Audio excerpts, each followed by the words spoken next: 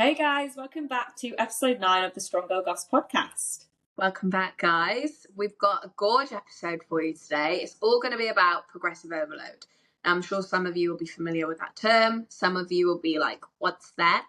It's essentially essential to your progress. So we're going to go into that in a little bit, but we wanted to start with a nice little question that we want you to think about, and we're going to ask each other. So, Jess, what's one thing that you're celebrating about yourself this week?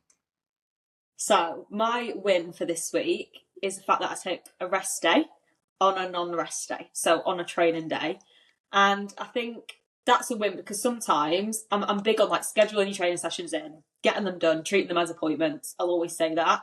But then sometimes I think other things have to take priority. And on that said day, it was a busy day. I was also tired, which is important to listen to your body. And also, I went and did something non-gym related, which sometimes I think should be more of a priority as well. So that is a win. What about you? My win, it's a bit of an unexpected win, to be honest.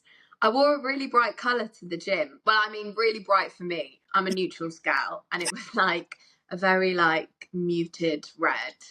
And I actually felt really nervous about wearing it, which really surprised me. So it was a win that I wore my matching gym set. I think we don't celebrate ourselves enough. So this is like, I was sat there and thinking, we keep jumping into these podcast episodes, and obviously we want to give you all of the tea, all of the goss, and provide you with that education and knowledge. But also, how can we make it a bit more lighthearted and just introduce it in a way, and also give you a bit of a reminder to check in with yourself and celebrate yourself for your wins as well? Because I think we can get so caught up in just like, what's next, what's next, what's next? And you don't very often just sit there and go, oh, I'm quite proud of myself for that, or that was a win.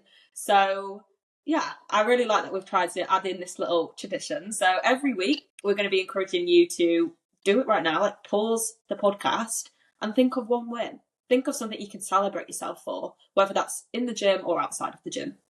Yeah.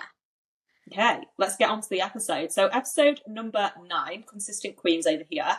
Oh, yeah. So starting off with progressive overload, and starting off with, first of all, what is progressive overload in its simplest form? It is essentially doing more over a period of time, is the very simplest way that I can describe it. Would you agree? Yeah, I think, and over a period of time is key. It's doing it slowly and manageably for your body and your lifestyle. It's just slightly challenging you week on week or month on month, whatever it is, to make those changes. And to just be that little bit better. So going into why progressive overload is essential and why it's needed on your fitness journey. Do you want to kick us off with that? Yeah. So essentially, I'll give you the analogy of when I started training, and I know Jess, actually you're the same, I had a pair of 5 kg dumbbells in my house.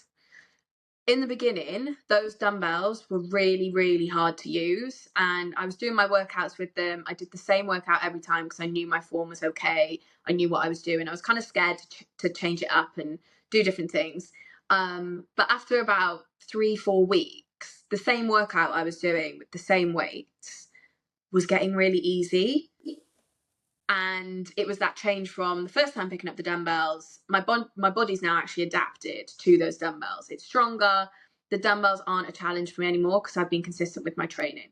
So it's the fact that your body adapts to whatever you're doing. So we need to consistently challenge it to make that progress, to get stronger, to build muscle. Yeah, so your bodies are very clever and they adapt very quickly, just as you said there. So if you are rinsing and repeating and doing the same thing, which really for progress you should be, just like Ella said there, over a period of time it is going to get easier for you. And that's when we need to think, okay, I've got my pair of 5 kg dumbbells. Do I now need a pair of 7.5 kg dumbbells? Or do I need to be challenging my body in a different way with maybe adding more reps or less rest? And this is exactly what we're going to go into now of how you can apply it into your training. So starting off, first of all, there are many ways that you can apply progressive overload. And I think sometimes it can be a lot of confusion of progressive overload only means adding more weight. And 100%. that is, it's absolutely just not true. There's so many ways that you can make progress in simple. So starting off, first of all, with the most common one, adding load and adding weight. So just as I said there, Ella started with 5 kg dumbbells. can she then invest in a pair of 6 kgs or 7.5 kgs? That would be an example of applying progressive overload over a period of time. And again, similar with if you are in the gym and you're back squatting with a barbell, maybe you start on week 1 with 10s on each side, and on week 2 maybe you go up to 12.5s on each side. And it doesn't always have to be such a huge jump. It's just about doing more over time. So starting with weight and then going on to volume. Do you want to touch on that bit? Yeah, so I think with weight, just finishing on that point, there's going to be a point in your fitness journey, especially when you're a beginner, that you actually find it pretty easy. Once you've nailed your form, you can add weight every week. When you start to get a little bit more like, I don't know, a couple of months in, you're not going to find it very easy to add weight because you've kind of found your max. So we're going to now talk about the things you can do other than adding weight, other than buying a new pair of dumbbells every time you max the other ones out. So with volume refers to how much we're doing. So if I'm 1 week going in doing 10 kg dumbbells for 10 reps, the idea might be next week I want to do 12 reps with that same weight. So you're adding a little bit of volume every time, whether that be in the form of 1 or 2 extra reps, an extra set. Your body is essentially learning to take on more volume and more stress, let's say, or load over time. Yeah. From volume then, I guess we could talk about intensity. Yeah, intensity. And I think that kind of is just under the bracket of what we've just talked about, I think, a little bit with weight and with like reps and sets. And gosh, like there's so much terminology. If you're looking and listening to this rather and thinking like, what do you even mean by reps and sets? Like, make sure you let us know, because we don't know to the extent that you guys want us to go to with the knowledge that we're giving you. But if you need a podcast like on all of that, then we definitely will give you it. But intensity is a combination of those things, isn't it? It's like getting used to asking yourself, is this challenging? Like, and when you just start starting out, I always say getting yourself to the gym and getting yourself into a consistent routine is all you should be worrying about. That is a win. But as you start to be getting into more like intermediate, especially advanced level, and you have been training consistently for a few months, that is what I would be thinking, like, is this challenging me? And if, for example, I'm doing, let's just say, barbell back squat, I've got 4 sets and I'm doing 10 reps every set. And if I am managing to get to rep 10 on every single set with ease, that's when I would be saying, like, do I need to increase the intensity? Because is this challenging me? And I always say, like, without pushing yourself to absolute failure every single exercise and every single training session, if you are getting to like rep 9 and 10 and it's not even challenging you slightly, the chances are we need to up that intensity and either add some more volume, so some more reps, maybe you go for a set 12, or maybe we increase that working load. So yeah. Another one that I love adding, especially when I'm not really in the mood to do loads of reps, I'm not really in the mood to push the weight, is tempo. Yes. So for anyone listening, it's obviously the speed in which you do the exercise, basically. So going back to the squat, you could just drop down in a squat, 1 second down, 1 second up. Your muscles are going to be put under more strain and more tension if you are going for 3 seconds down and 2 seconds up. So basically, adding time to your reps is really going to help add that progressive overload. You're making your muscles work harder for longer. Another one that comes into that as well is pauses. So adding a pause at the bottom of your squat or the bottom of your bench press is a really, really good one if you're not quite up to adding weight, but you do want to challenge yourself that little bit more. Or maybe challenging yourself by having less rest. So say, for example, maybe you're giving yourself 2 minutes off. Maybe you could actually go again for your next set after 90 seconds off. I always would say a minimum of at least 90 seconds, especially if you are doing compound lifts such as squats and deadlifts. But that is another way that you could increase the intensity for yourself. So there is there's so many different aspects that you could consider to increase that intensity. But I think that leaves us quite nicely onto frequency. So progressive overload can be in the form of increasing the amount of times you train as well. So maybe when you first start out, you're only training 1 to 2 times per week, and you've got really consistent with that then you think, okay, maybe I can train more like 2 to 3 times now. And then maybe eventually you get to the point where you want to do 4 to 5 training sessions. That is progressive overload in itself, because you are adapting your body to train at a higher frequency and you are training more often. So don't just think that progressive overload is let's add another 10 kg this week to what I'm doing. It isn't all about that. There are so many different areas that you could be adding progressive overload. Yeah. And I think let's not forget that, especially when you first start, form and range of motion massively come into progressive overload. You know, week 1, you might really struggle to get to the bottom of your squat, or your form's maybe not quite right. Week 2, you go in, you haven't added any weight to the barbell, but actually your form is so much better and you're feeling like you can sit a bit lower, or that applies itself to many, many things. But I think it doesn't have to always look like doing more, adding more. The intensity can sometimes come from doing it better. Yeah, I think that's a really, really important point to note, which I think many people unfortunately do skip past. And it's just like, right, I'm doing the squat, and they might only be going, I don't know, like a tiny bit down in the squat. And that's usually just because of a lack of knowledge or whatever. And that's where I'd really encourage you to maybe get a coach or a personal trainer to help you.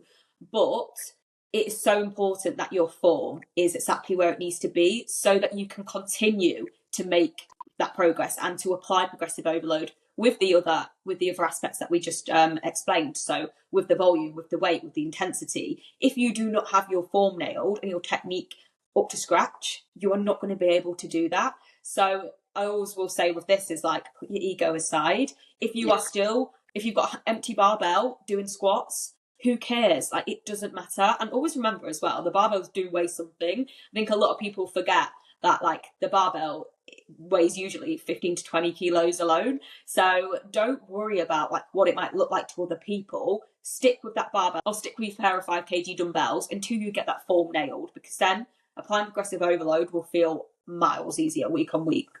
Yeah, and you will find you'll come to a point, if you haven't spent that time working on your form, it can be frustrating, you know, going in and maybe being like, oh, I shouldn't really add weight. I want to, but I know I need to work on my form. But it will stand you in such a good stead for the long run, because you will get to a point, if you haven't drilled in that form and you just are adding weight to bad form, you'll get to a point where that catches up with you, and either you get injured, or you find that you've plateaued, you can't progress anymore, or you just need to take a couple of steps back and work on your form at a lighter weight anyway. So spending that time at the beginning of your training just to nail everything, then thinking about your progressive overload will really, really help. Lastly, when to apply progressive overload and how often? Yeah, so I think there's this conception that you need to go into the gym, and every single time you need to go into the gym, it's got to be better, it's got to be more weight, it's got to be, and again, that's just something that's going to catch up with you in time. You're not going to be, it's not a sprint, right? It's a marathon.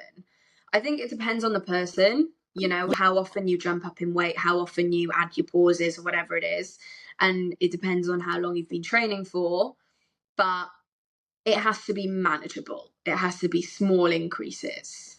I always say just try and be that 1% better. And I know we mentioned this in the last episode we recorded, but it doesn't always have to be in every single exercise, in every single training session, every single week. Sometimes it can just be you did something slightly better on one movement on one training day. So going back to technique, maybe you got lower in your squat this week, but maybe you didn't improve on anything else. Like, that's still progressive overload and that's still a win. But exactly like you said there, it would be person dependent and depending on like what kind of stage of your fitness journey you are in. So like, for example, for me, sometimes I will not add any weight to my training session, but I might have just improved that technique slightly, or I might have just felt more confident with the barbell or with that weight that I was using last week, for example. So try and not get too wrapped up of like I need to be adding more weight this week, or I need to be doing better.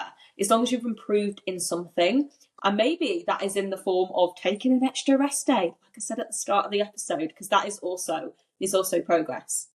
Yeah, 100%. It's really, really person dependent. And like you say, like progressive overload isn't designed for like a lay person to just pick up and be able to do in the gym. Like, we realize this is a complicated topic, but it is kind of key for your progression in the gym. So if you do need to reach out to a coach or a PT, you know, to help you implement these things, that's normal. That's fine. You're not expected to go in and know these things and be able to apply these things with ease. It is a complicated topic, but we're trying to kind of break it down for you and just say that, look, just choose one thing this week. I'm going to add weight, or I'm going to get better on my form, so that next week maybe you can do 2 things that are better. You know, it's not always going to be this massive trajectory of always improving. It's just unrealistic and unsustainable. So leaving you on the point we started with, progressive overload is doing more over a period of time. So just leaving you with like a little example, Jess, if I wanted to get a better squat in 4 weeks, what would your advice to me be for applying progressive overload in my sessions? Okay, so putting it into the context of you are someone who's just started squatting and you've never squatted before, you're going to first of all start with the barbell, and maybe you start with 3 sets of 10 reps with a 90-second rest, for example. And every set you are going to focus on those key points for squatting. So thinking about, first of all, getting to the right depth. Are we sitting below parallel? I don't need to be adding weight on until every single rep that you are performing is below parallel. Really thinking about, is the bar in the right place and is my technique where it needs to be? That is your starting point. And then maybe on week 2, for example, we're still going to stick with that 3 sets of 10 reps, 90-second rest, but maybe you can think about adding some 2.5s each side, and you can think about adding a small amount of weight. And then on to week 3, maybe we go for 12 reps, or maybe we go for 8 reps at a heavier weight, for example. And then week 4, again, just trying to do a little bit more over time. So maybe we've increased up to 4 sets of 10 reps, for example. So hopefully that just kind of like gives you a bit of an example. Feel free to rewind that back and listen to it back as many times as you need. Write it down. I'm aware like it's like very go, go, go. But hopefully that's just kind of highlighted to you how you can just do more over time, and really just highlighting and emphasizing on the technique. It's got to come from there first for you to apply any of the other factors. Yeah. Okay, I feel like we've covered progressive overload. Yeah, we have. Cool. Yeah. Right, guys, we will see you next week for another banging episode. But we wanted to mention, if you could follow, subscribe, and even write us a review, that would be very greatly appreciated. And even in your review, just mention maybe things that you'd like us to cover. At the end of the day, this podcast is for you. You know, we do it for you. And as much as we have people saying, oh, we'd love you to do this, like, the more kind of ideas we get about what we can talk about that's going to help you in your fitness journey, the better. Yeah, and with the review, the more reviews we get, the more people we can reach. And that is obviously the ultimate goal. We want to be able to reach as many women as possible and educate them on getting strong and all the ins and outs. So we really would appreciate if you can take the time. Well, as always, we'll leave our Instagrams in the description as well. If you don't already follow, make sure you go and give us a follow. But other than that, thank you so much for listening. See you later. Bye.